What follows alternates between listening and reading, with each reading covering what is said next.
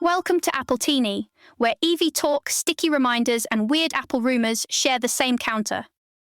Today's episode has everything: an app that refuses to let your tasks die quietly, a car that converted a manual transmission loyalist, and the possibility of camera AirPods, which sounds fake until it doesn't.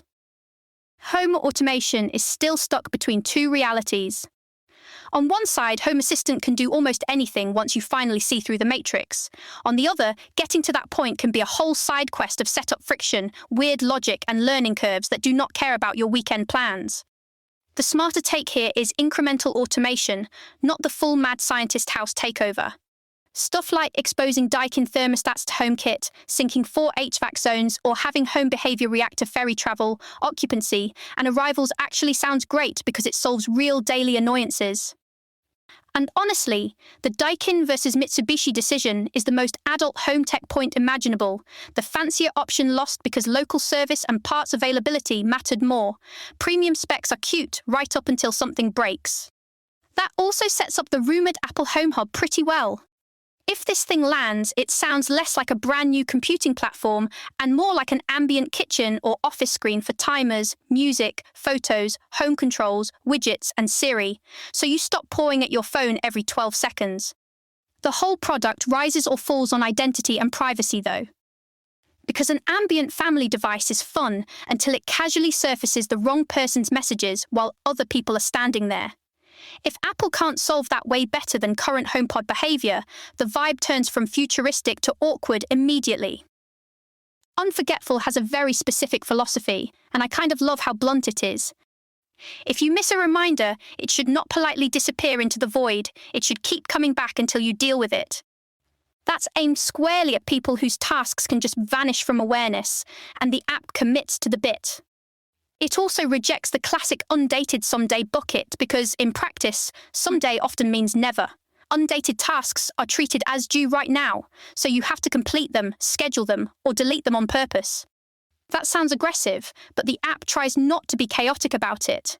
Multiple reminders get spaced out. Their order is randomized with a seeded system, so one task doesn't get buried forever, and there are no folders, tags, or giant subtask mazes to hide things in.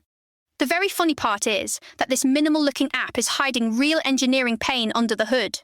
Recurring tasks sound simple until time zones, month lengths, impossible dates, catch-up logic, and skipped intervals all show up to ruin your day. Marco apparently used AI to help uncover bugs and generate around 500 test cases, which feels like a very modern sentence.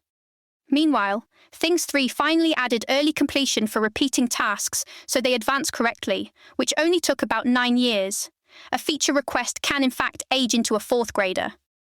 One especially smart, unforgetful decision is that it uses Apple's reminders database instead of trapping your stuff in a separate silo. Delete the app, keep your reminders. That should be the default more often. Anthropic's text watermarking idea is one of those topics that sounds obvious for 5 seconds and then gets slippery. This watermark doesn't add visible text, hidden characters, or secret metadata. It changes the pseudorandom source used when choosing words, so someone with the key can statistically estimate whether Claude wrote a passage. That means detection is probabilistic, not a magic label printer. Longer text gives you a stronger signal. Short text, or text that got lightly edited by a human, might not, and if Claude heavily edited human writing, provenance gets muddy in a hurry. The fascinating part is how much this clashes with how people imagine AI writing.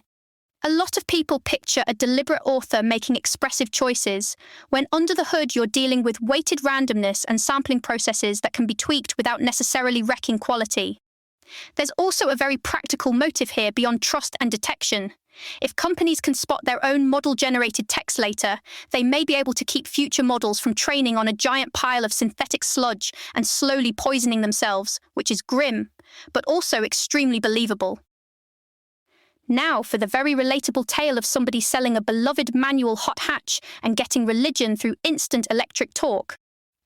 Casey traded a low-mileage 2018 Golf R for a certified pre-owned 2024 BMW i4 M50, and even the trade-in story is wild. CarMax offered $28,600, which is roughly 71% of the car's original all-in price after about 35,000 miles. That is a suspiciously dignified outcome for selling a car. The actual conversion point was the EV driving experience. That immediate power delivery and launch control shove made the mechanical satisfaction of rowing your own gears feel less essential. I get it. There's something deeply rude about instant torque, and that's the charm.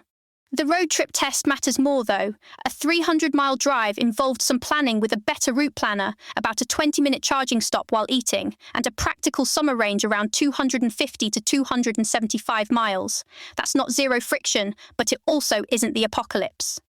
And the i4 being built on a gas car platform actually helped. Familiar controls, physical door handles, a normal-feeling charge port setup, sunroof, big cargo area. EV purists may roll their eyes, but making the transition feel normal is exactly the point for a lot of buyers. Best detail of all, his wife can now drive the same car after 21 years of being locked out by manuals. That's a household upgrade, not just a drivetrain upgrade. Apple's hardware rumor mill is also trying to start 3 arguments at once. First, the foldable iPhone. If it opens into something close to an iPad mini, the real question is software. A folding screen is only impressive for about 10 minutes if iOS still behaves like a phone that got stretched. It would need better multitasking, smarter app behavior on weird outer displays, and a clear answer for whether this is just a novelty phone or a real hybrid device. Which is awkward for the iPad mini, because that product already lives in a vulnerable middle ground. Bigger phones have eaten some of its reason to exist, and the base iPad gives you a lot more screen for less money. Better specs could help the mini, but a good foldable would absolutely make things weirder. Then there are the camera AirPods, which sound a little cursed, but also kind of inevitable. The point apparently isn't taking normal photos, it's visual intelligence, recognition, translation, walking guidance, identifying who's talking, and giving Siri enough context to stop acting confused by basic reality.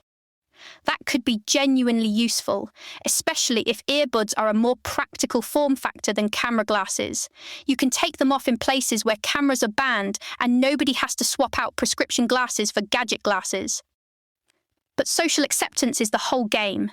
If people think they're being secretly recorded, the product is cooked before the battery even becomes a problem. One quick Mac note, Apple's liquid glass redesign on macOS is already being revised in beta, and honestly, good. The newer window controls look more dimensional and more intentional, even if there are still nitpicks about outlines, hierarchy, and weird refraction making circles feel slightly off. Still, this feels like iteration, not panic, and the tiny playful interaction details, like a pressed window control nudging with the cursor, are the kind of Apple weirdness I'm very happy to keep. The bigger question is whether all this points toward more touch-responsive Mac interfaces. The rumors keep floating around, and the interface behavior is starting to look a little less purely mouse and trackpad forever. That's it for Apple Teeny.